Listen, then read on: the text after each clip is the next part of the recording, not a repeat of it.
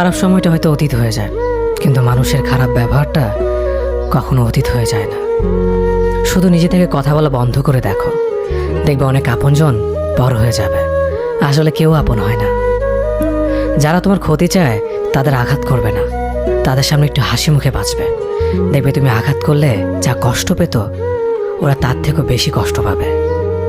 যত মিশবে ততই মানুষ চিনবে, অভিনয় যে কত প্রকার হয় তা বুঝতে পারবে। সবাইকে তোমার সত্যতা জানানোর দরকার নেই, যে যা ভাবে তা নিয়ে সমালোচনা করতে দাও।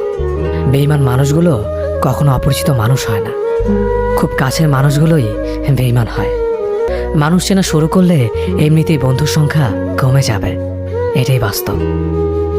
3টি কথা মনে রাখবেন: যে তোমাকে সাহায্য করে তাকে কখনো ভুলে যেও না, যে তোমাকে ভালোবাসে তাকে কখনো ঘৃণা করো না, যে তোমাকে বিশ্বাস করে তাকে কখনো ঠকিও না। ধোঁকা একজনেই দেয়, কিন্তু বিশ্বাস সবার উপর থেকে উঠে যায়।